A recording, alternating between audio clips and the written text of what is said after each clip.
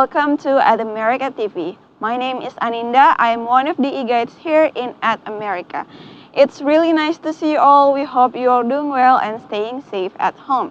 For those of you who just joined us for the first time, At America is the U.S. Embassy's American Center, and our mission is to provide a space for young Indonesians to learn more about the United States. For today's event, we'll be having letters of recommendation for U.S. university applications, do's and don'ts. But before we begin, let's break the ice with a little trivia. The question for today is, PhD is the highest academic degree. What does the PH stand for? Is it A, physics, B, philanthropy, C, philosophy, or D, phonology? I know you already have the answer in your mind. You can type in your answer through our social media, and in the end of the event, we will do a live shout out for those of you who can guess the answer correctly. Also, I would like to remind you that as the celebration of 10th years anniversary of At America and the diversity of the United States of America and Indonesia, we are holding an activity with a giveaway. The giveaway is an iPad Pro. Woohoo! Exciting, right? I know you are excited as I am excited right now. You can stay tuned until the end of the program because that's when I will let you know how to do so. Without further ado, let's invite our today's moderator, Santika Salim, our Education USA at America advisor. Time is yours. Hi everyone, thank you so much, Ninda. Hi everyone, thank you for joining Education USA at America tonight. Another event with Fina and me, as usual. But if this is your first time, I would like to welcome all of you from any other platforms who's watching us right now. If you're in Zoom, you already know the drill. You can use the Zoom chat box to ask questions.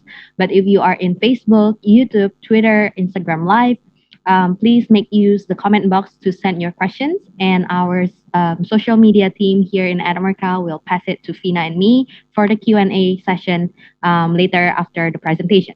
Okay, so I'm just going to give a very short introduction for everyone who is a first time here, and if this is not your first time but you never kind of think about coming to our Zoom advising in Zoom, then this is where you can save the details today. Okay, so here is the presentation.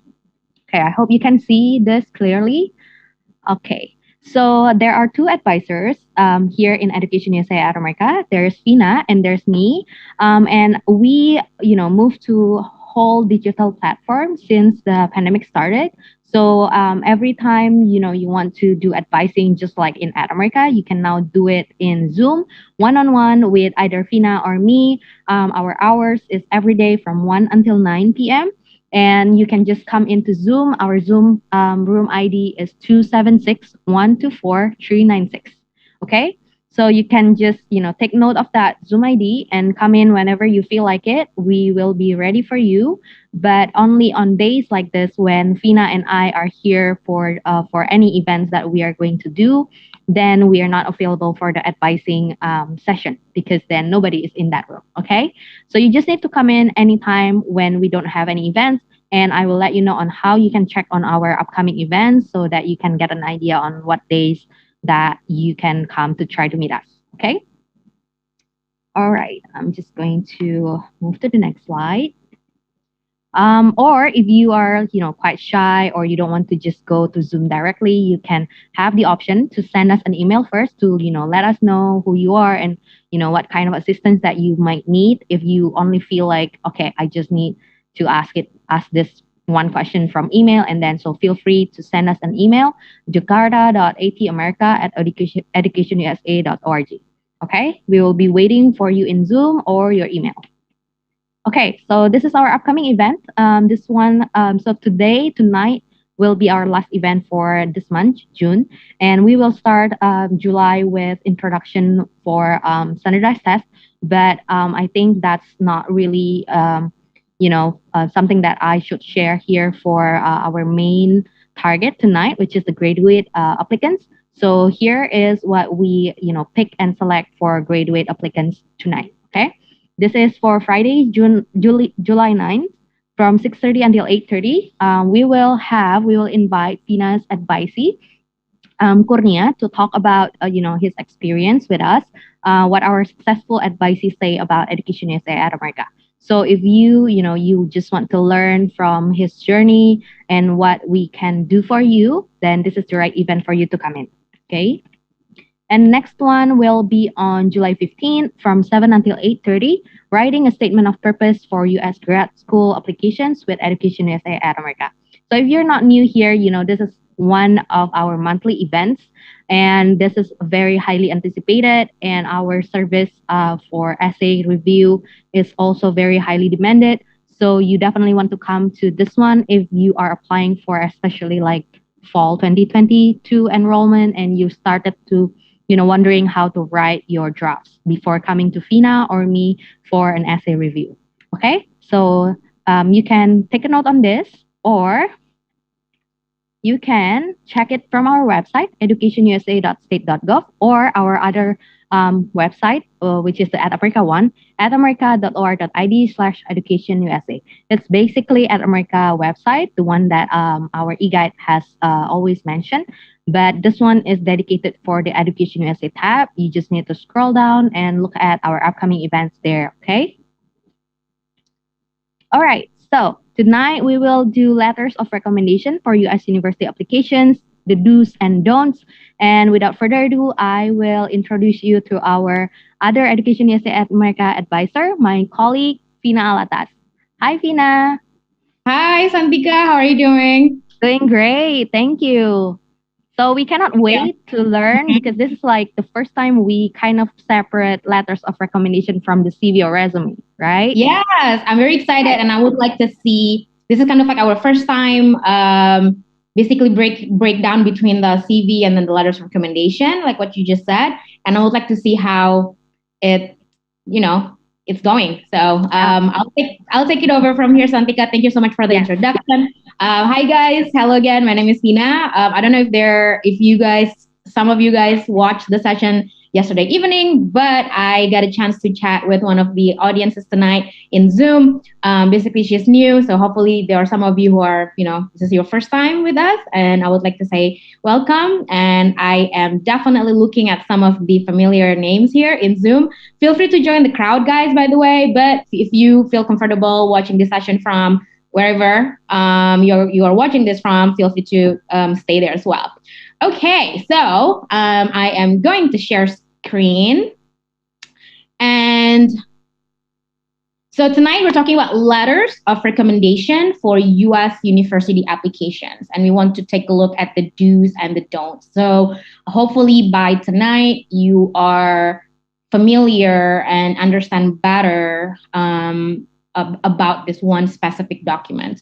So I showed this particular slide yesterday if you are here. And in fact, most of my events where there are presentation slides going on, I always put this up just so that if this is your first time, we want to start by, let's agree on this one thing, right? That these are the general list of requirements that the US universities are asking for. So let's take a look. We got TOEFL or IELTS. We covered that pretty much yesterday, the whole list. Not all in a lot of details, because some of the events we have separate session on that. So for example, like the CV and resume, and obviously the one that we are having tonight, the letters of recommendation and the statement of purpose or personal essay. But we probably are going to make another event just basically talk about all the standardized tests. We did this, I think, was it last month or probably a couple of months ago. So we had that session where we basically take a look at the TOEFL, IELTS, GRE, GMAT, and for high school students who wants to study bachelor's, we take a look at SAT and ACT. So yeah, the general requirements are basically, TOEFL or IELTS. We got college transcript. That's pretty straightforward, right? We don't have to talk about that. We got CV or resume, letters of recommendation, GRE or GMAT, and statement of purpose. So I don't put this on a specific order. So it doesn't mean that, I also mentioned this as well yesterday, it doesn't mean when I put statement of purpose number 6, it doesn't mean that it's kind of like the least important aspect of your document. In fact, statement of purpose is really, really important. And I really look forward on the event that we're going to have on July 15th, like what Santika just shared with all of you guys. The session on essay writing is always my favorite. So let's just dive right into it, guys. Let's take a look at what is a letter of recommendation. So 2 weeks ago, we had a session on resume and CV, right? So we basically take a look at how CV and resumes are pretty much different here in Indonesia. So with letter of recommendation, I mean, it's pretty, self-explanatory. Like all of us know what letter of recommendation is, probably if you want to apply for a job or what have you, we at some point will need letter of recommendation. But again, when it comes to US universities, a lot of the documents that they require are pretty much different. That's why we have this session every month, right? Why I always give a presentation on essay writing, because the essay is really, really different than the essay that we use that we normally know, right? Pretty similar to CV. And then now I want to kind of really share with you guys about the letter of recommendation. How are they different, right? But let's start with letter of recommendation. It is a detailed discussion from the referees of the personal qualities, accomplishments, and experiences that sets you apart. The keyword here is sets you apart. And if you are planning to join my session on July 15th on essay writing, you will see that I am basically talking about the same thing with this specific keyword, sets you apart from other applicants. That's kind of like the one rule of all this application process. If you want to study in the US, we want you to have a set of profile that basically just different than the other applicants. Okay, because that's kind of like the gate to get accepted especially if you're talking about highly selective universities. Okay. And then in letter of recommendation, it will also shows how you are perfect for the programs to which you have applied. The way I look at letter of recommendation is really interesting because I see letter of recommendation as pretty much almost similar to essay writing, to statement of purpose. It's just that the author of the writer is different. And then with statement of purpose, it's not a letter. It is you writing a story, but with letter of recommendation, well, obviously it is a letter. It's just that it's not being written by you. It's written by someone else who can basically vouch for you. Okay. So normally in the US, when they ask for a letter of recommendation, they usually ask for different type of referees. So from academic, it's very common that they would ask you to submit a letter of recommendation from, such as like faculty members, aka professors, or what have you. But then they also may ask you to submit a letter of recommendation coming from professional world. So, and the options here are definitely way more than academic. So when it comes to professional referees, it can be administrators, internship or cooperative education supervisors, or just supervisors in general, or employers, right? But the last bulleted statement that I have here is very, very important. And I think that's the one thing, or one of the things that not a lot of us really pay attention to. That is, the best letter writers, or the best referees, or the best recommenders, there are so many terms that we can use here, are those that know you well. That's kind of like the keyword here. Someone who knows you well and can provide an evaluation of your ability to perform and succeed at the graduate level. I mean, it's obvious that we're looking for a recommender who are basically, supportive of us. But the know you well part is something that I feel it's kind of somewhat missing here in Indonesia, because, or maybe like elsewhere, but not in the US, because the way I see it, there are a lot of us who, that we don't actually really pay attention so much on the referees as in someone who knows you well, who knows us well, but more on who they are, like their position, And we tend to think that the higher the position of the referees, the better chance that we can get accepted. And I want that to change by tonight, by you attending this session, because that is not true at all.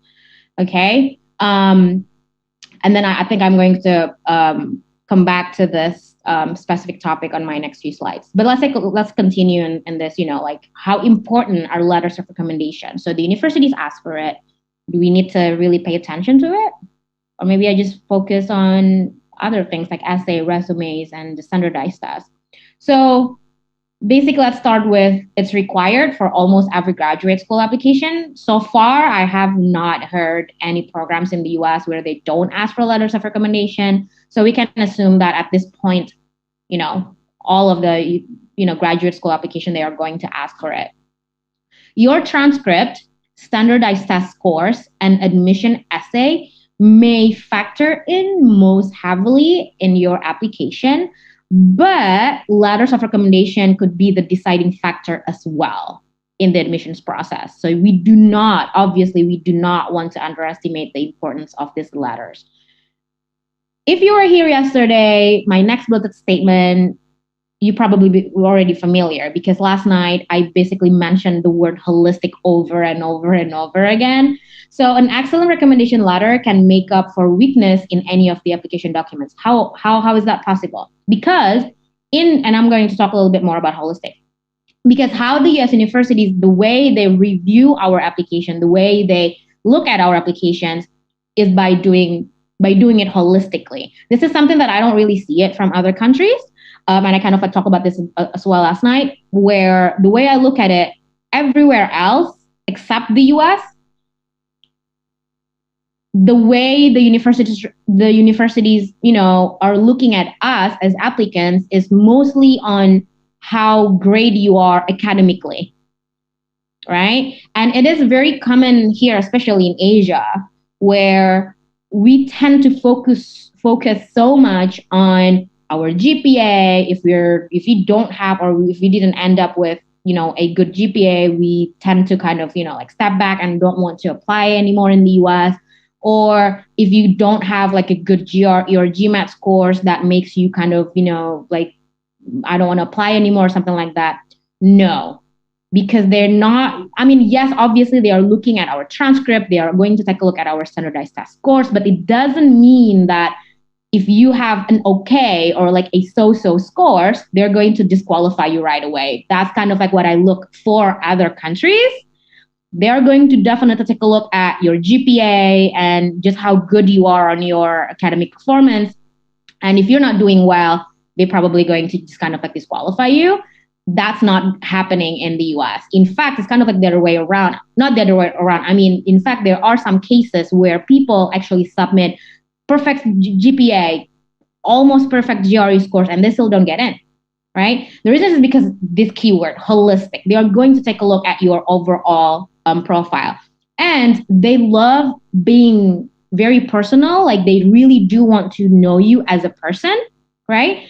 And so the reasons why I love this, like letters of recommendation and essay, these are the two, my favorite things, is because these two documents, one is letter of recommendation and the other one is the essay, is the only way for the admissions committee to actually know you personally, right? Think about it. We submit our transcript. Okay, you submit a fair enough, like a good GPA, for example. Okay, good to know. You submit our resume and then you have a lot of, accomplishments and what have you. They will say, cool, this is really amazing. But they really want to know you personally. How can they get that information if not from these two documents, letters of recommendation and essay? Okay, so and then the universities normally they are going to ask for 2 letters, but it really depends on each department, because something that I covered as well yesterday is that the way the U.S. education system works in the higher education is they are very decentralized, meaning that although it's the same, although it's under the same university, but each department, so maybe School of Business or School of Engineering or School of law, they may have different regulations. So one department may ask for only one letters of recommendation, the other asks for three, the other asks for two. So it really depends. Okay, so we have to look at in each individual program. Another thing that we also want to understand here, we need to make sure that each recommender will say something different. All right. So, and you can basically upfront and talk to them about what they're going to say. So basically, let's come back a little bit on the first one. Each recommender will say something different, means that if you right now think about, the kind of achievements or the kind of person that you are professionally, let's say you have good communication skills. And then the university asks you to submit two letters of recommendations. We want to make sure that each recommender will not going to say the same thing. So basically, maybe you can pick one, and then the other one, think of something else that you are good at, and I'm pretty sure you have more than one. Okay, and then you can actually be upfront and talk to them on what exactly that you are expecting the recommender to write in the letter. So you can actually give them some kind of like an outline. Also, the last point here, of course, we want to give the recommenders plenty of lead time, because this is the one document where you are asking a favor of someone else to do it for you, because the rest is basically something that you're doing it on your own, right? So make sure to give your recommenders plenty of lead time. You will most likely need to pester them, kind of like give them reminder and what have you, to get the letters in on time. Well, technically, don't be afraid to do this, but it will be very nice if you can also ask them, ahead of time. Okay. So this is just going to be real quick here, because we got this question a lot in the past, where you are going to go into the online portal of where you are going to submit or upload all of the documents. You may or may not. You may stumbled upon this VERPA thing, right? And then sometimes we're kind of like confused, some of us don't really understand what this means, or if I should say yes or no. There is no wrong or right answer in this. The short answer is, when you get this question, should I waive my right to review recommendation letter or VERPA? Just say yes. And there's no need to worry about checking yes or even no. But then maybe if you put in no, they will kind of like, what is going on? So what it means by them asking this kind of like, waiver is basically letters of recommendation is considered as something confidential in US in general. It's something that we are not supposed to know what is in it, right? And so basically by saying yes, you're actually waiving your right to actually know what is inside. But at the same time, I found it really funny, because they said, this is on my last bulleted statement, basically if you click yes, VERPA lets you request access to your recommendation letters after getting it. So basically they're assuming that you're not going to know what is inside the letters of recommendation, but should you want to know what is inside, you can get access of it when you get accepted. But then I found it funny, because then technically when you already get accepted, you probably won't care what is in the recommendation letter, right? So probably you won't want to know what is in it. But that's kind of like what VERPA is. If you say no, it's kind of like raise a question to them, because then they will be like, oh, so you want to know what is inside. Why is that? Are you not, confident enough that the person is writing something positive about you? You know what I mean? So, but then again, I had some advices in the past where they were kind of like panicking because they already submitted everything. And then they heard about this VERPA and then they said, Fina, but I said, no, is it going to affect my application? Don't worry about it. I think some of my advisors who said no, they still, made it. They still got accepted. But if you get this, now VERPA, just say yes. Okay? So who should write the letters of recommendation? So this is me coming back to the part when, I said that not a lot of us here in Indonesia pay attention to the fact that we want the recommender to be someone who knows us well. Okay. So I put it again here as the number one. So it has to be someone who know you well. The reason is because here we think that, like I said earlier, we think that when the person is actually really high up there, to the point, like, oh, I know this ministry person. I want this person to be the one who's writing my letters of recommendation. I see this a lot. I had a couple of cases of my advisees where the recommenders are really top-notch people, but at the end, they still don't get accepted.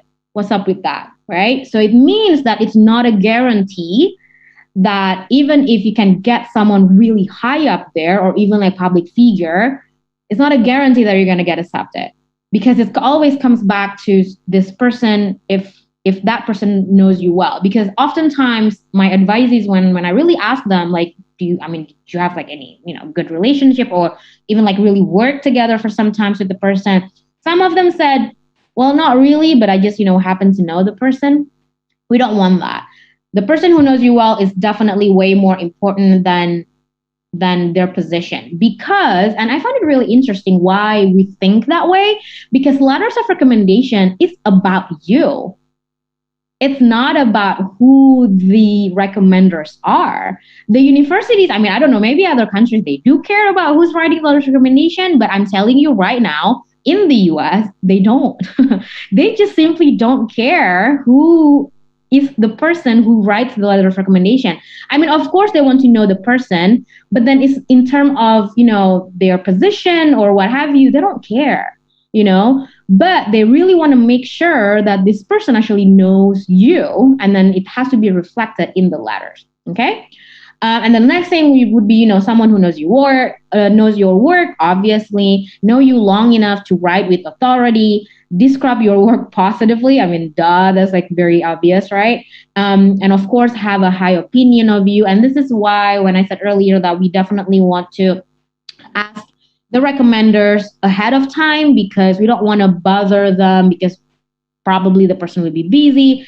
So then that way they can keep their high opinion of you, and you, because they will definitely appreciate that, right?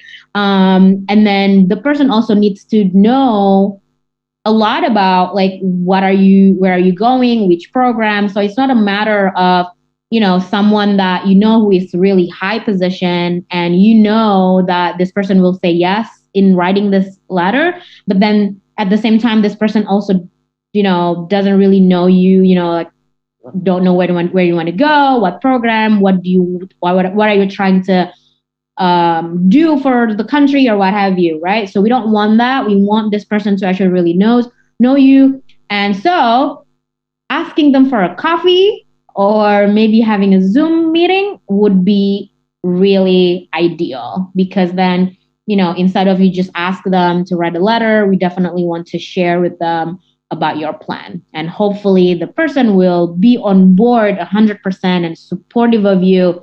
And then that person will write the letter for you. Okay. So I'm not going to like, take a look at all this list, because it's pretty much like self-explanatory and kind of like somewhat obvious.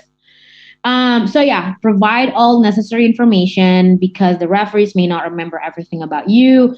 Especially this will be the case if you are asking for someone who is from academic field. So maybe your professors, or what do you call it? The guru pembimbing. I don't know what is it in English. And let's say you already graduated like for quite some times now. Let's say you graduated for like 3 years ago or something. And then you're not sure if this person, like you already know that when the university asks for someone who's coming from academic, you already know the person, like, oh yeah, no, I remember this one professor that I worked really closely back in the days. We did some research or what have you together.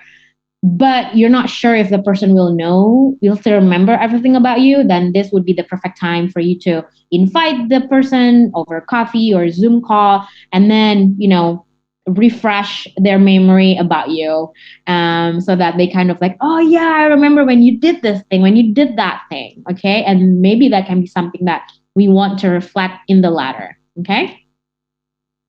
What to provide to your referees when you're kind of like sitting down with them, right? Let's take a look at this. I know it's like a lot, but I would say showing them your resume, or if you're seeing someone from academic, the faculty members, maybe you can share with them your transcript, So then they kind of like get a better idea of where you are academically, and then maybe they remember, oh yeah, I was the one who teach this course, and then the fact that you're doing well, hopefully it will, refresh their memory that, or maybe you had some research or what have you, share that information to the person. Okay. So I would say resume, and if you can have your essay draft ready, I think that would be really interesting as well. But if you don't have your essay ready, and then the essay, I mean the correct version of US essay, not the essay that we normally know what an essay should look like. And if you're kind of like, wait, what are you talking about?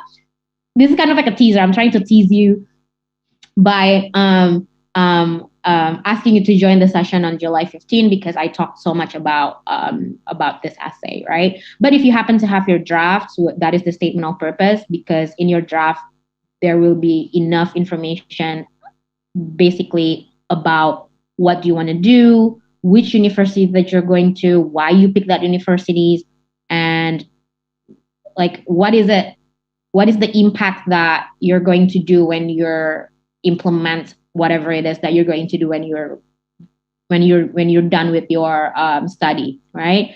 So yeah, basically, and then like research experience, internship. I mean, those are the information that can be reflected on your resume. So I would say the three things, basically the first three that I put up here: your transcript, your resume or CV, and then the admission essay. Okay, let's see. We got research experience, internship, awards you've won, work experience, professional goals. Well, professionals' goals can be reflected in the essay, but the rest basically in the resume. Okay, and then of course share with them the due date for the application.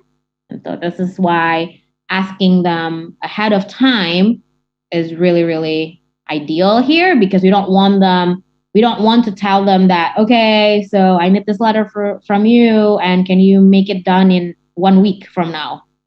I mean, come on, we don't want that, right? Like it's quite disrespectful. But if you say that, oh, the deadline is not until next month, or maybe, oh, the deadline is not until 2 months from now, or even better, if you can come in like 3 months before the deadline, that will give them plenty of time. Okay.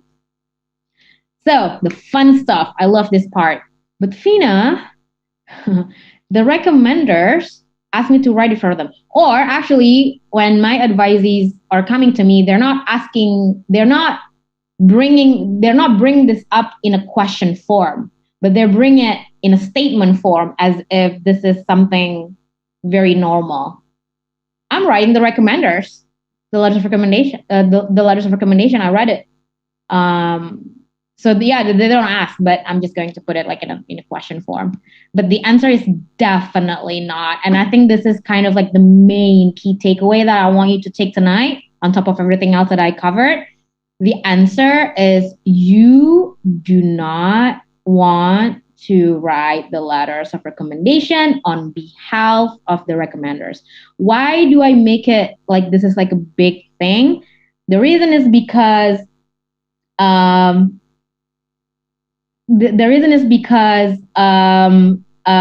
it's very common. It's very common. I get a text from Santika here, basically saying that we got an audience here from Vietnam and Thailand. Oh my God, I'm very excited. Thank you guys for joining the session. Where it happens that it's very common there as well that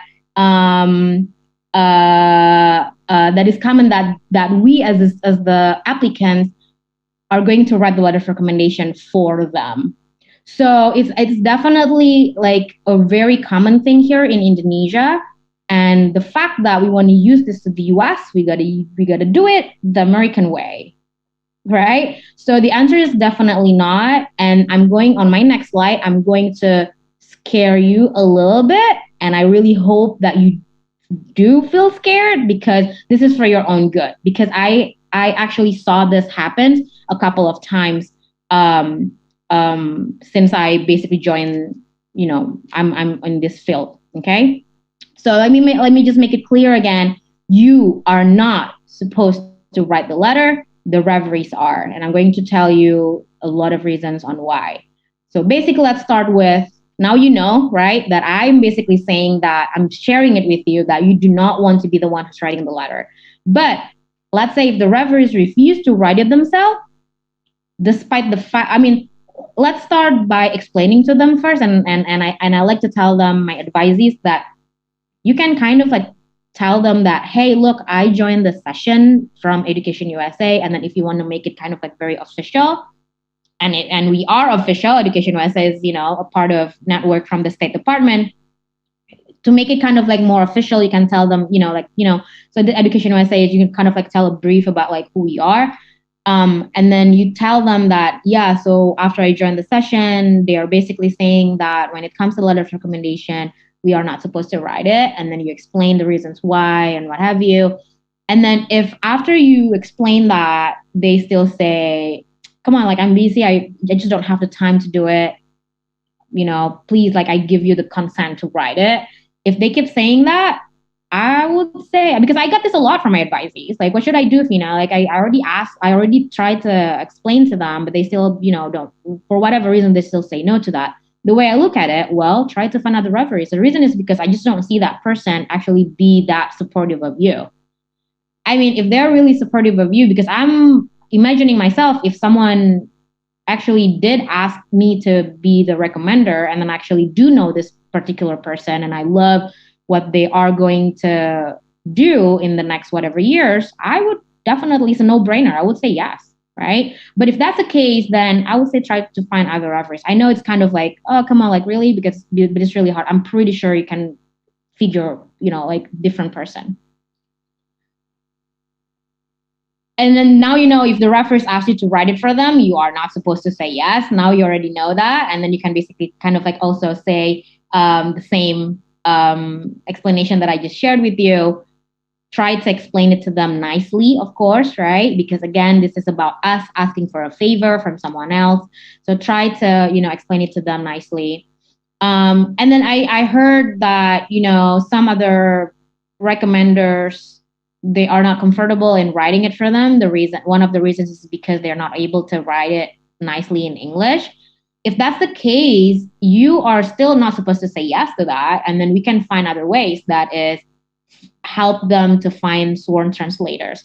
And let me kind of like talk a little bit about this point here.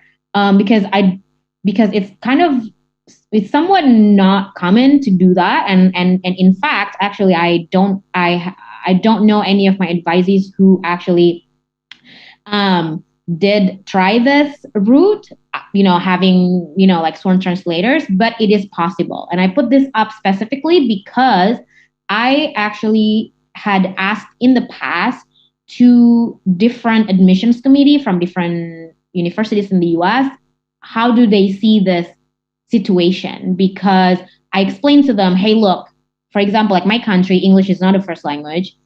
How do you guys see letters of recommendation if it's coming from someone who is basically not comfortable in writing it in English? And then I love their answers. And I ask these questions to different people in different settings. So they're not like in one room and then I ask the same question.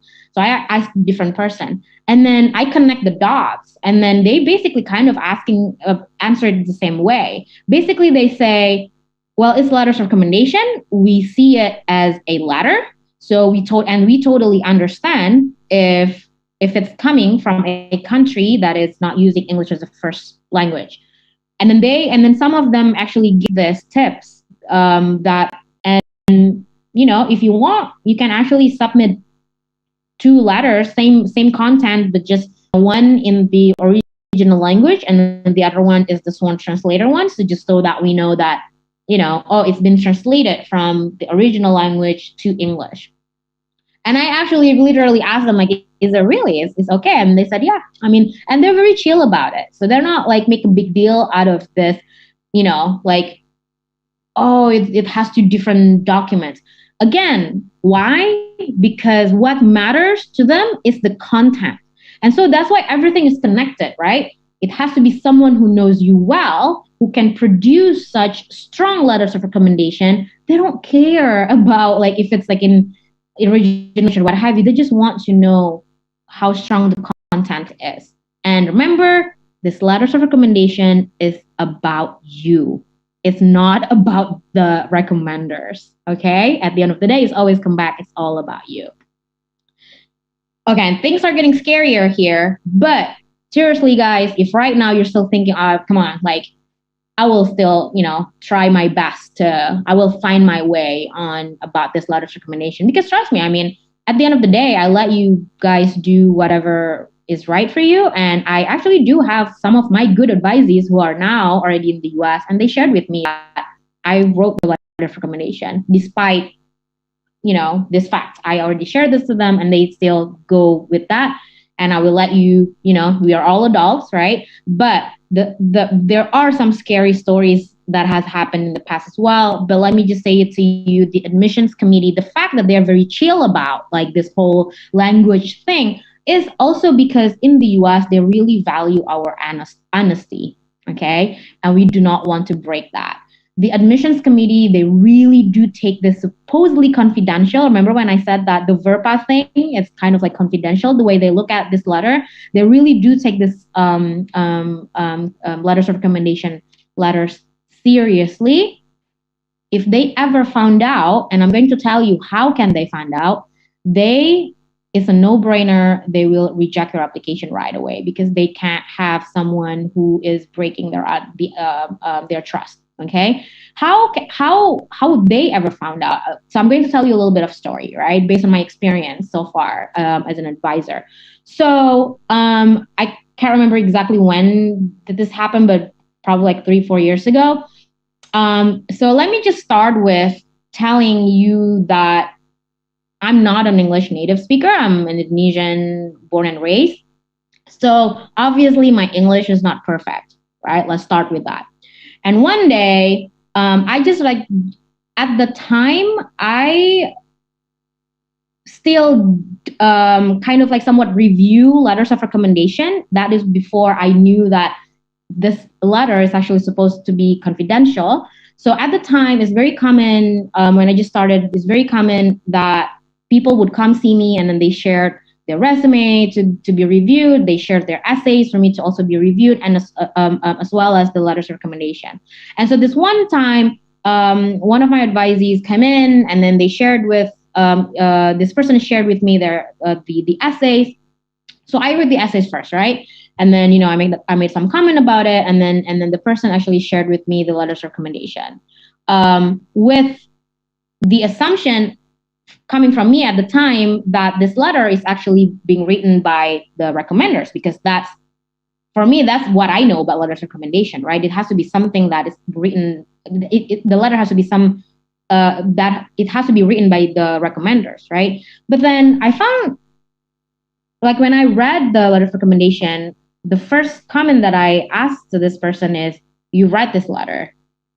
And then the person is just kind of like, yeah, like as if it's like a really normal thing.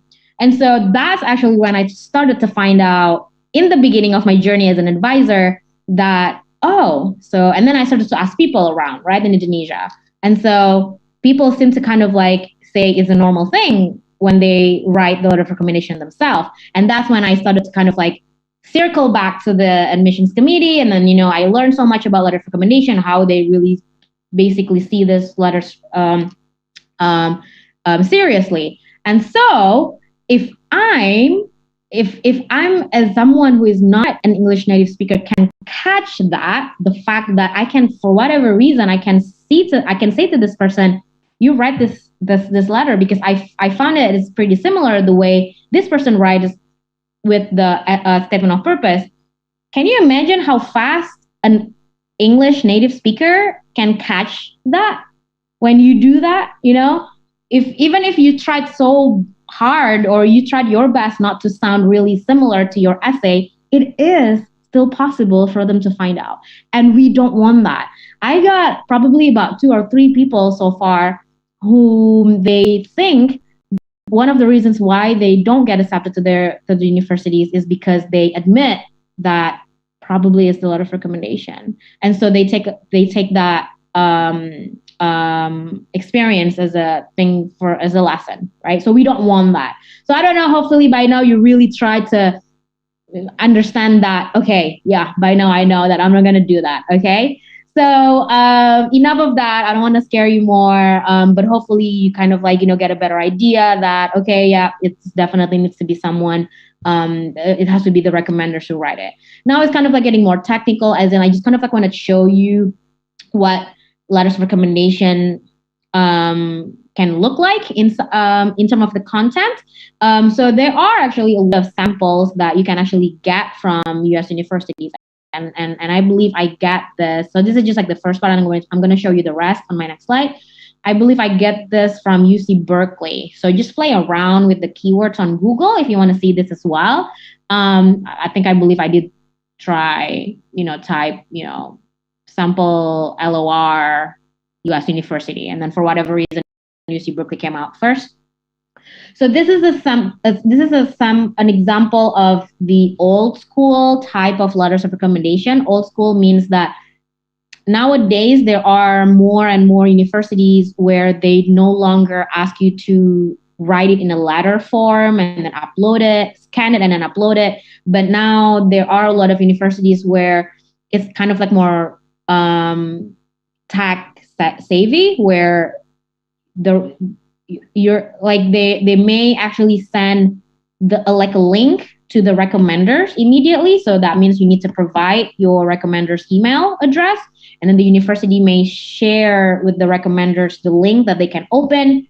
And then when they opened it, it's kind of like go to like this, like link where the recommender a number of set of questions, and then the recommender answer it. Like, how do you know this person, and then the quality of this person and what have you. That's kind of like, I see that more and more common nowadays. But then there are still some universities where they ask you to upload the letter. So this is the old school way, the way I look at it. So basically, you got the university letterhead or the company letterhead, and then the normal thing like the name, the department, whatever, the date, and then to whom it may concern. And then here we go. This is the real deal. This is the real deal. You can definitely have this if you want to take a picture of it or whatever. But I'm not saying that you are writing exactly like this, but I just want to show you what letters of recommendation in terms of the content can and should look like. Okay, so it's almost kind of like writing an essay, but it doesn't have to be this long. But then we don't want to be very short as well. I would say about 3 paragraph. I would say it's enough. I think this one is actually it's actually have more paragraphs. But the first paragraph is very normal. That yes, at the end of the day, the admissions committee also want to know who this person is, but not like who they are as in, hey, look, I'm the president of whatever, or I'm the CEO or whatever, but more on like, how does this recommender actually know you? I think that's like what the admissions committee want to know more. So the first part is more about, like how the person knows you, give a little bit of background on that. And then, of course, like the good things already start from the first paragraph, the positive feedbacks and whatever. And then the second and third paragraph is very crucial, because that's when the recommenders are going to pick 1 or 2 quality or skills that you have. So here, if we look at it, basically the person is saying that Jane as the applicant is, it's highly intelligent and has good analytical skills. And then here's the tips that I also want to share with you. I think a lot of people, when they say, oh yeah, no, this person has good analytical skills, and then the next sentences would be the person explaining what having good analytical skills mean. But then that's not what we want, because that's kind of like somewhat obvious. Like the reader, which is the admissions committee, or already know what having good analytical skills mean. But instead of doing that, the admissions committee actually want to know, okay, so the recommender starts by saying this person has good analytical skills, and then show to the reader exactly how and when does this applicant actually show that good analytical skills. So, that's why when you ask the recommender to sit down with you and discuss what is going to be in the letter, it's very crucial to agree on this part, right? So refresh their memory. So let's say you have not met this professor for like 4 or 5 years, so then refresh their memory. Maybe you can talk. I mean, if you agree, if you think that I do have a good leadership skill, for example, and then give them an example of when did you show a good leadership skill in front of this recommender. Okay, I hope that makes sense. And then similar to the next one, basically the recommender is saying that Jane has excellent communication skills. And then instead of like explaining what communication skills mean, having good communication skills mean, instead talk about like when exactly Jane has shown good communication skills. Okay. And then the next part, I mean, if the recommenders wants to go the extra mile, the person can kind of like talk about like on a personal level, right? And then kind of like have the conclusion, the way I look at it, by 100% vouching for you, show to the reader that you are the best candidate, one of the best candidates for this program, and then that's it. That's about it. That's about like what's in the letter of recommendation. So this is just kind of like give you kind of like an overall look on how long the letter of recommendation can be. That again, but it doesn't have to be this long. This is kind of like somewhat long than the usual letter of recommendation, but it's up to the recommenders. Okay. Be sure to send a thank you note. Again, don't forget about this. They will definitely going to appreciate it. And remember, this is the one document where we can say that we are asking for a favor from someone else. I mean, it's a huge thing. Think about it. It's someone who is writing 100% positive about you in order for you to get a chance of getting in. So this is a huge thing. This is definitely the one thing that you don't want to underestimate. But then again, with all of the requirements that the US universities are asking, we don't want to underestimate any of them because what? The key word here is holistic, right? Again, I just want to remind you, basically I'm done with my presentation, by the way, but I just want to remind you of the upcoming events, just in case you missed the first part when Santika did the introduction. I'm very excited about having the session in July 9th of one of my advisees, Kurnia. We worked together a couple of times on the essay. So if you want to join the session and hear about not just talking about essay, obviously, but about like his all journey. If I'm not mistaken, Kurnia is actually working in the kind of like in the government agency. And then so if you are also kind of like work for the government, and then you wanted to kind of like hear more about like what can you put in the essay, maybe you can join the session. Okay. And then of course on July 15th, another reminder, hopefully you can join the session. This is the one session that I really, really love to present on. So, and there are so many things that I would love to share with you when it comes to essay writing. Okay. Questions time. Thank you guys so much for joining the session. I'm going to stop share this. We are on the Q&A session right now. So I'm going to call up my colleague Santika. How are we doing, Santika? Hi, Vina. So we have a few questions in the beginning of, like in the middle of your presentation, and you already answered them really well. Actually, kind of like 2 to 3 questions on, writing your own letter, and that it's very, very common in, especially maybe Southeast Asian countries. And also, on translating, if your recommender or referees are not native English speaker, or like not that proficient in English. So you already answered those in your PPT. So then we have other questions coming up just right before we start the Q&A. This is from Acunia, one of my advisees. How about the university that I want to ask? Oh, sorry. How about the university that I want is asking for a letter of recommendation to be sent directly to them? Can I actually check it first from my referees? Is that okay to make sure that the quality that they bring up is the right one to the program that I want to apply? So it's very, very tempting, right? If, you are the one who submitted. But yeah, well, this is kind of conflicting. What do you think, Bina? This is actually a really good question, and I actually do see this happen more and more these days. This is when this is exactly what I mean when I said earlier about it's more kind of like tech savvy nowadays, where the universities just kind of like, because back in the days, it's just like the normal thing, like we upload the letter directly, but more and more universities nowadays prefer to just contact the referees right away. So you don't have any contact, you don't have any, like you don't know anything about it until there is a kind of like a status that says it's being submitted by your recommenders.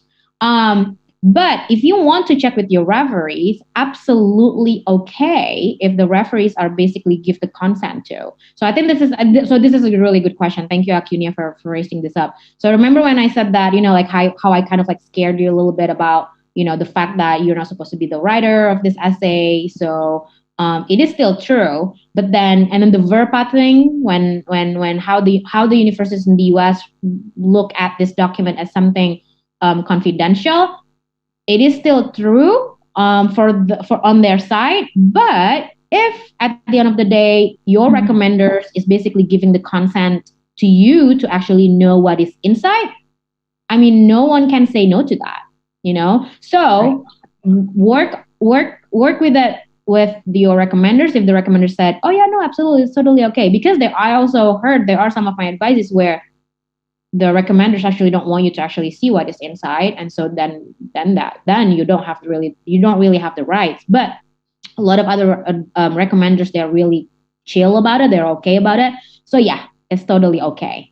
It's totally okay. Cool. Thank you, Fina. That is, a very good answer. And I just want to add here for this question, if when you open it, if your recommender say yes, go ahead, take a look at that. And when you open it and you feel like, I don't think this is that strong or this is that good, and you need to, find a way that is not that, too direct to your recommender to say that you maybe want him or her to add some or other things that you think will be better. Okay. So yeah, that's the one that you should be kind of like strategizing later when you got the permission to take a look at that.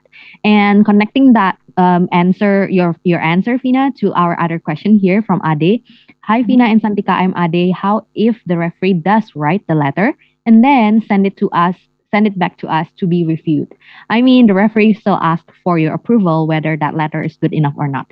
Then this is a perfect case where you explain, right? So that's okay, right? Yeah, it's totally okay. It's totally okay. It's just the part when I kind of like scared people a bit. It's just the part where who is the writer of this letter? Yeah. I think that's the one thing that I kind of like try to make it very clear that it cannot be you. It has to be the recommenders. But what happens afterward if the recommenders basically kind of like, well, I don't know if you like it, please take a look, and then they actually, like offer it to you, then yeah, absolutely, it's totally fine. Yeah, because then it's kind of like you get the consent from them that you can look at this letter that's supposed to be confidential. So then you don't have to break that ethics where you cannot take a look at the content of the letter. Okay, so moving to the next question again from Acunia.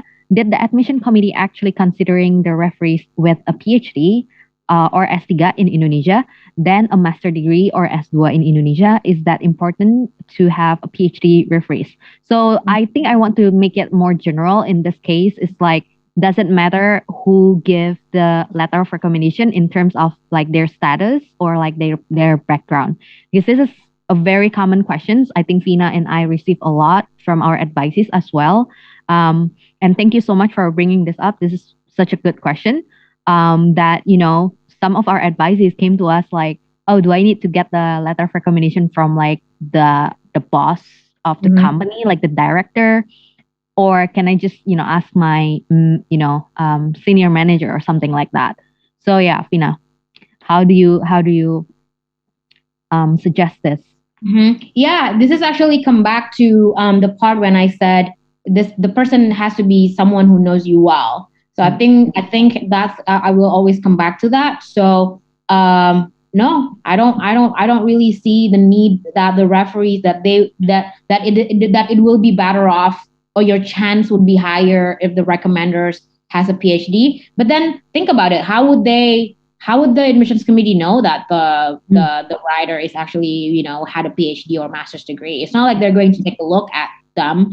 But really though, like I found it really interesting because I do actually in the past have a number of advisees where they are somewhat confident, and I think at the time I'm also kind of, oh, hopefully this also matters, where they said, so Fina, they shared with me, so Fina, this I'm very happy that one of the ministry persons or really high up first person in that particular program, on top of the fact that that person is also the alumni of that universities that my advisee wanted to go to.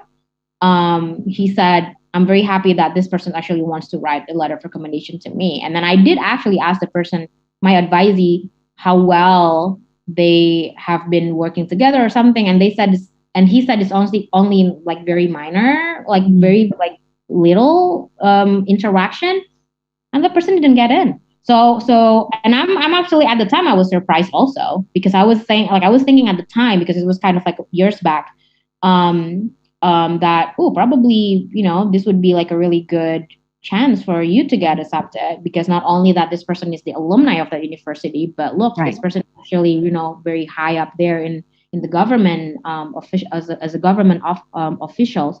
But no, it's still a no. Still don't get accepted. What's up with that, right? We don't know. We don't know. So we can only assume, right? And the way I look at it, it doesn't really matter who the person is. It's always come back to like if that person actually really knows you well. So yeah.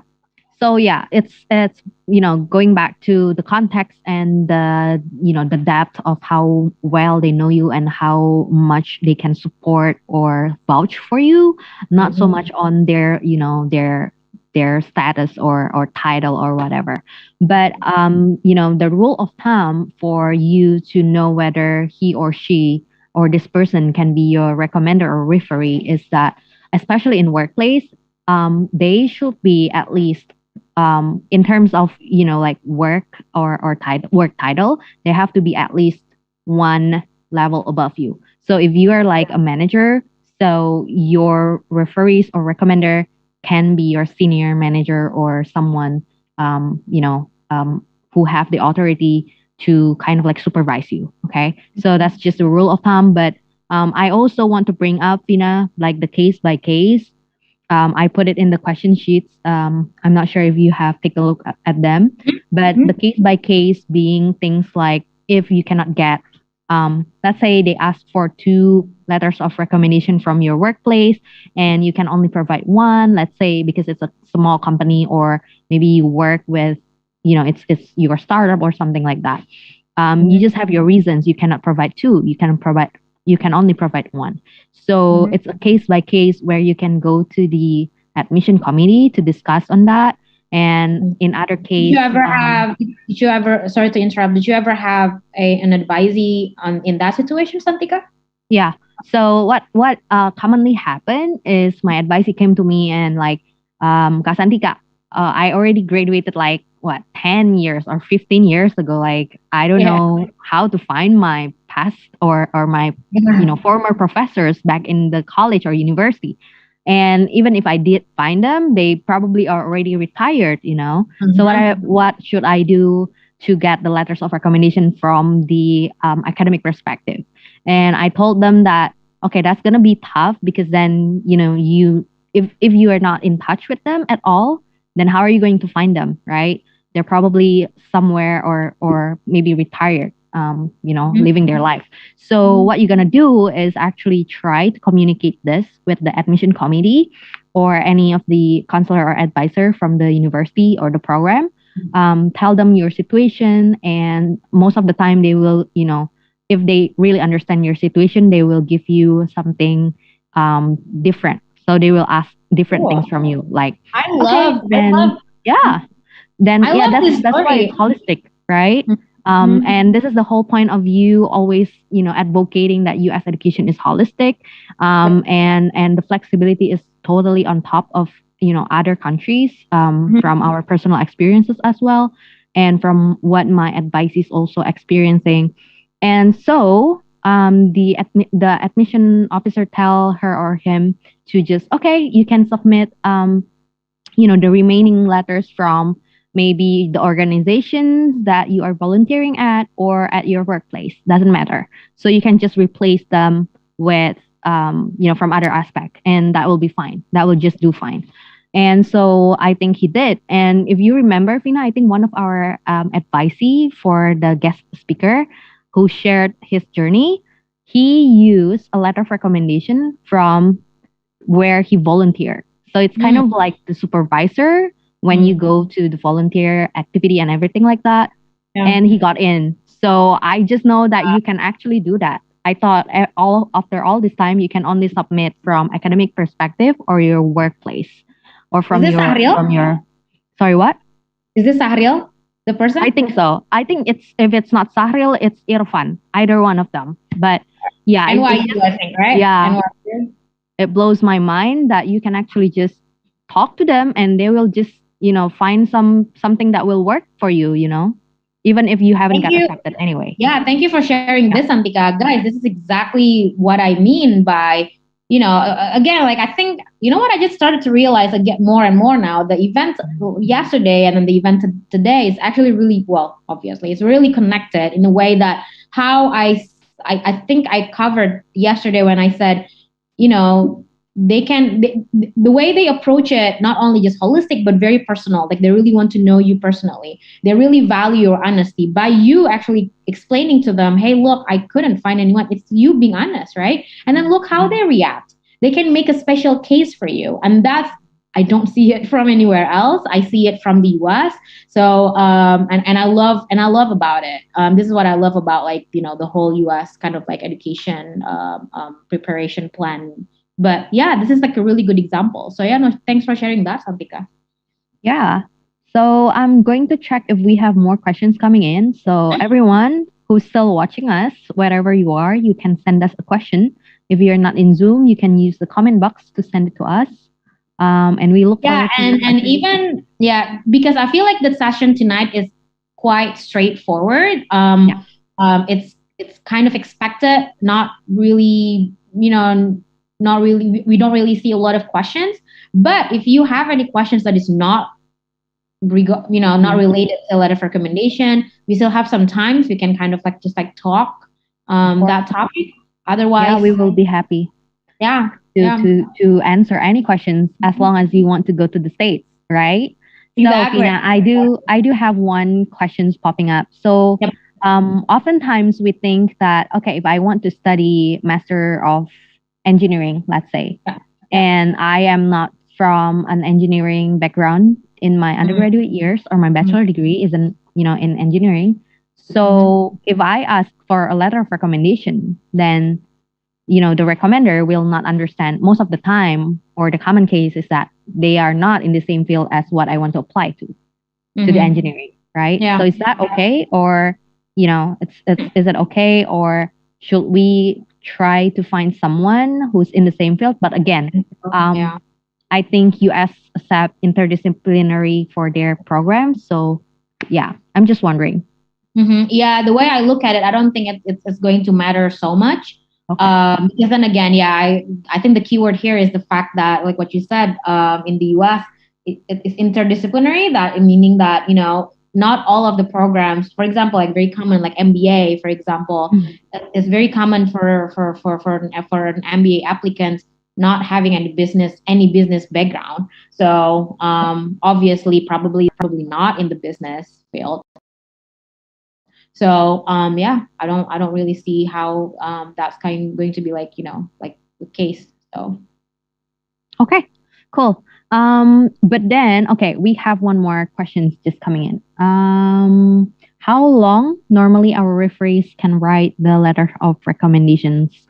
It's like how long the letter should be, like on the word limit, or the page limit, like how long our recommender have to write it for? Like, is there any minimum? I think I would say like a page, assuming that it's already include the kind of like the letterhead, the like the dear whatever and the department whatever. I think one page should be okay. I don't think the university usually have some kind of like a words limit on that. A page and a half should be fine. So yeah, yeah. Okay. Yeah, I think the longest a letter of recommendation is recommended is actually like 2 pages. I mean, if it's too long, Yeah, but yeah, I you think yeah. Acuna here is kind of like put a bracket on the words pages. I mean, the way I look at it, probably a minimum of 250 words should be okay. Yeah. But that's kind of like the content Yeah. of the letters. I think would be okay. Yeah. You if you go more, go ahead. That's fine. Yeah, excluding like the header and the Yeah. footer, the salutation and everything. Mm-hmm. But yeah, you don't want to go like too long to the point of, kind of like just repeating of what you have been talking about or like recommending on. Mm-hmm. It's just not recommended. Okay. Yep. And if you guys have any questions on, because these days, I think you talk about this in your presentation, Vina, like these days, the university admission asks for the recommender's email, and then we insert the recommender's email, and they will just send a link or any form to them, and that's it. Mm-hmm. So what do we do? It just pops up in my mind, like what do we do if, let's say, my recommender do not know how to maybe navigate the link that's given. Yeah. Like, should we ask the admission officer to assist them, or can we assist them? Mm-hmm. That's a good question because I got some of my advisees Really? in that kind of like Wow. situation because they said like my recommender actually doesn't really know how to do this because they're very old and something like that. And then what I told them is definitely assist them, assist them, and yeah, that's totally okay. But speaking of emails, I also got questions from some of my advisees who said, so look, my professor have been, like long retired from the university, so they no longer have the, university email address. So is that okay for the recommender to use Gmail or something like personal? In this case, I would probably ask or kind of like give a heads up first to the admissions committee, or just ask. Is either way is fine. Kind of like, hey, is it possible for me to, if the recommenders actually use personal email? That's kind of like the first thing that I tell my advisees when I first got these questions, because I think that's kind of like the right move to do. But then I don't really seem to get that questions again a lot. And but then I think I remember some of my advisors are sharing with me that yeah, it's okay for the universities to actually have these recommenders using some kind of like personal email like Gmail or what have you.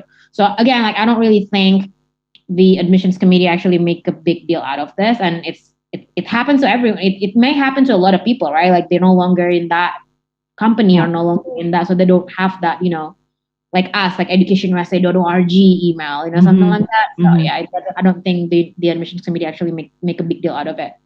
Yeah, wow. Okay, thank you so much, Fina, for sharing. This is one new thing that I learned today. Yeah, and that you realize something details that matter. we always keep learning about new Yes. things. I'm still learning, guys. Like seriously, I'm not like I have all this presentation ready, like essays, resume, CV, letter of recommendation. It's not like final. I always but then that's another reasons why we keep having this session every month, because I keep having learning something new. So I learned from you tonight as well, and you learn from me, and maybe sometimes we learn from our advisees. So it's interesting. It's Totally. Like tonight we learned that actually not only Indonesians, not only advisees in Indonesia experience this hardship of asking letter of recommendations from their professors or other people who they want to. Because I'm actually quite shocked. I thought it's a thing here in Indonesia, but Tian Mai and someone else from Thailand here shared that no, it's just maybe Southeast Asia thing or something. It's a widespread thing. It's not maybe it's not common in the States or like other countries like more modern countries, but it is very common here and our neighboring countries, where if they ask for a letter of recommendation, the recommender will go like, okay, you got to write your own and give it to me and I'll just sign it. And I said, I'm so sorry to hear that, because all students deserve to be supported by given a letter of recommendation. And then they just answered me, yeah, their signature is how they support us. And I'm just speechless. So sometimes when my advisee had that difficulty in the beginning, when they learn about this issue where they have to write their own, but they are so conflicted, like what we said, we don't recommend it at all because of the risk and the unethical aspect of it. I tell them to, you probably want to, how do I call this in English? But in Indonesia, it's like pendekatan.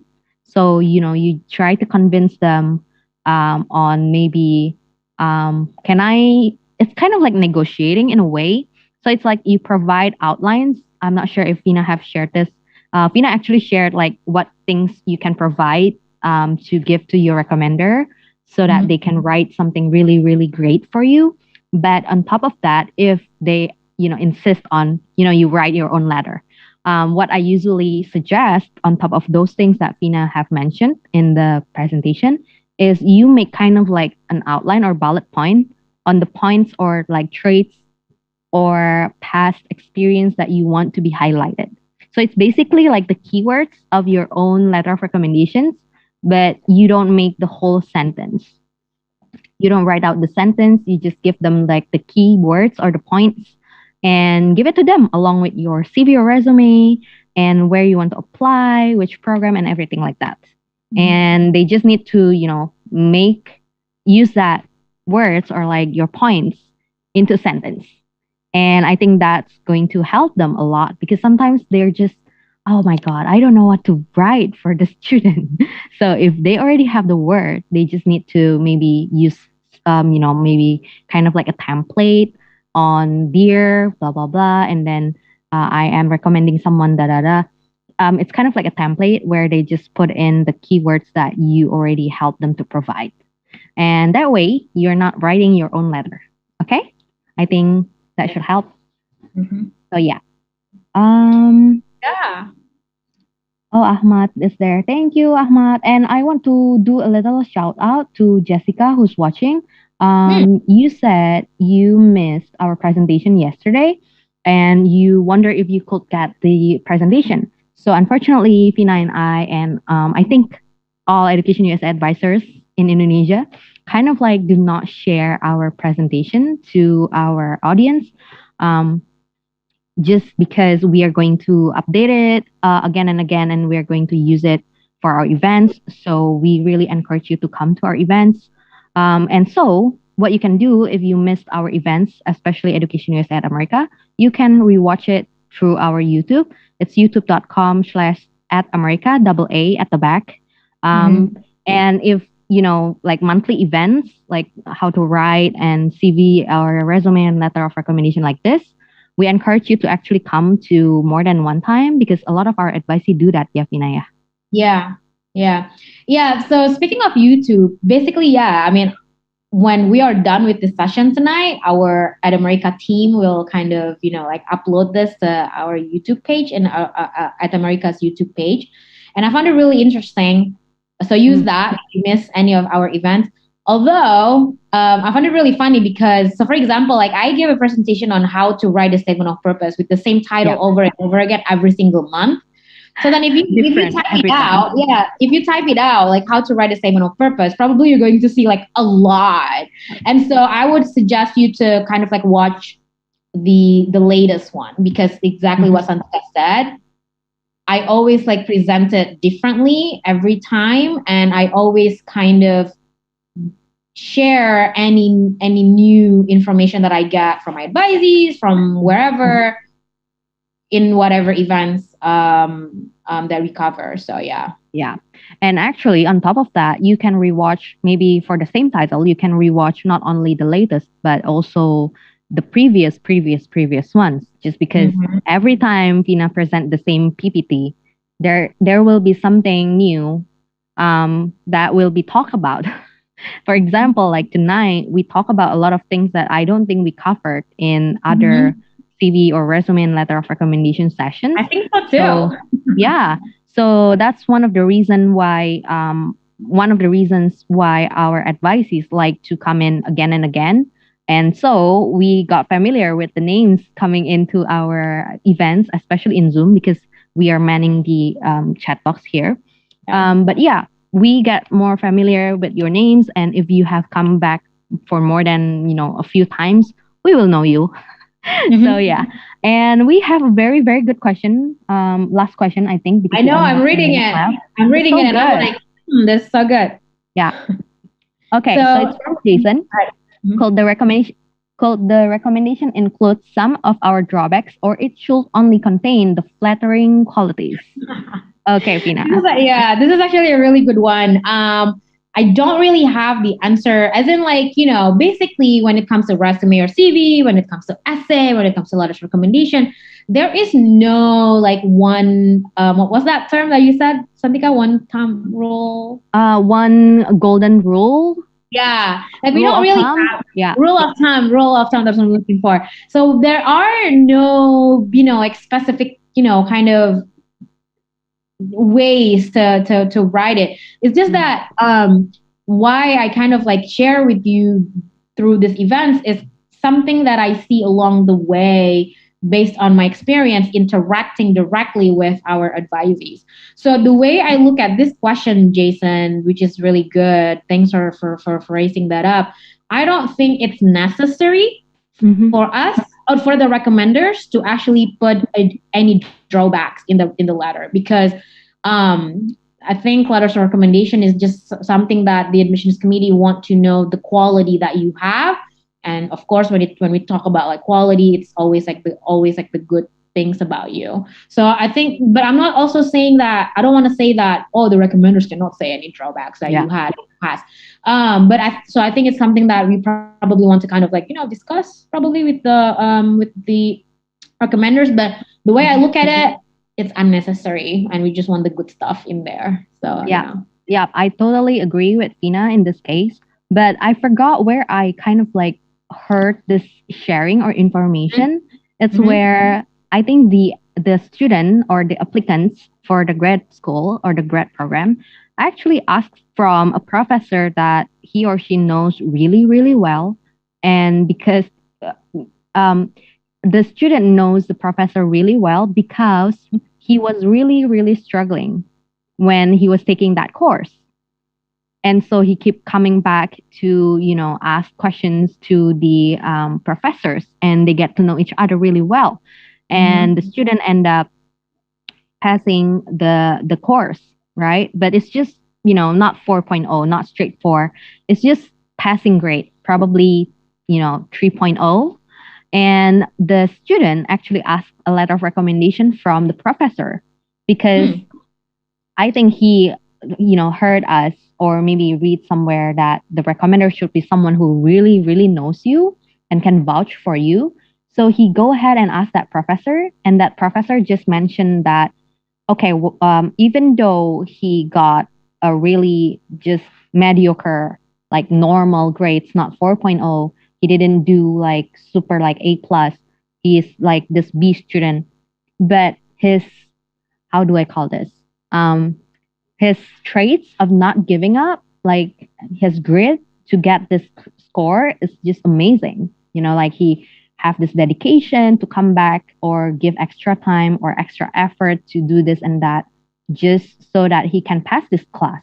So I think that's probably negative in some people's eye. Like, why would you include that? Like, it's only, a passing grade. It's a B student.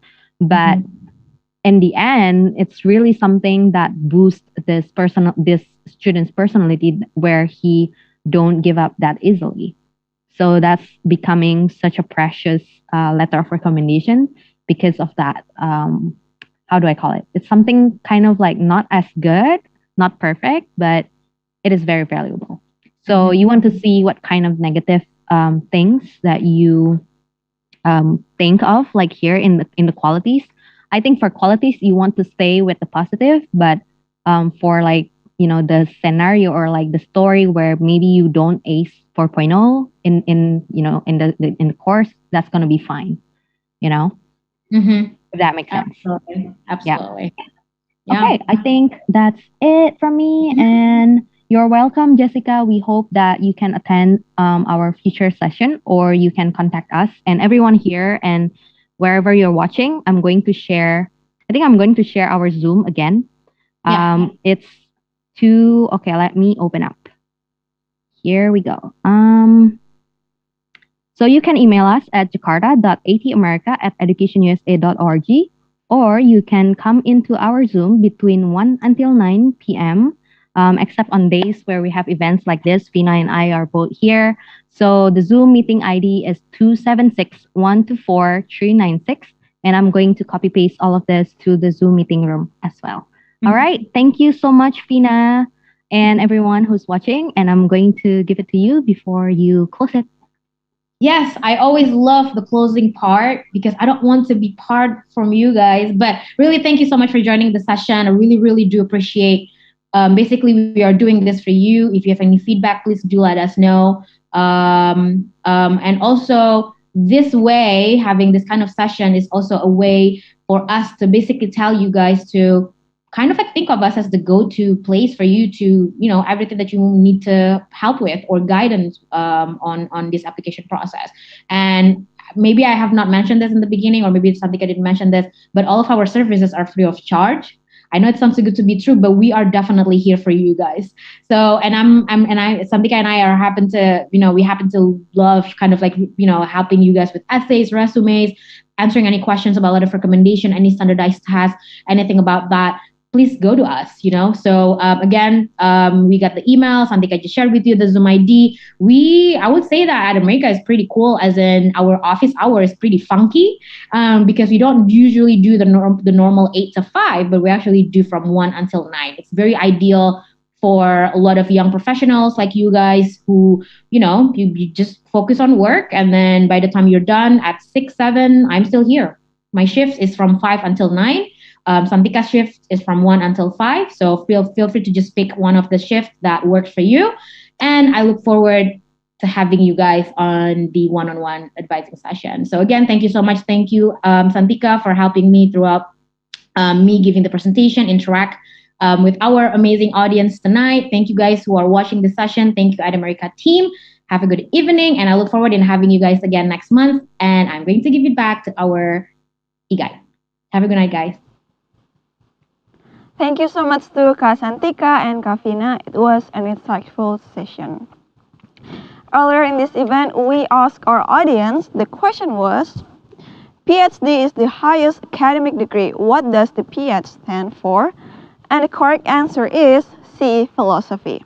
Shout out to @hanifa.taufik from Instagram for answering correctly. Also, I mentioned about our giveaway, the iPad Pro. If you are interested to find out more, you can visit our link at atam.tv/mask to unmask. Now, you may be wondering, how can I develop an awesome idea for a place like this? Easy. You can visit our link at www.atamerica.org.id, select Create a Program, and collaborate with us. All the event proposals will be reviewed, and your event might be featured here soon. You can also subscribe to our newsletter to get our weekly event updates. That wraps this episode. It's been fun. Unfortunately, we have to say goodbye. You can follow our Instagram, Twitter, or Facebook at ATAmerica for fun content and so much more. Also, don't forget to subscribe to our YouTube channel. Again, thank you so much for joining us. My name is Aninda, and see you next time.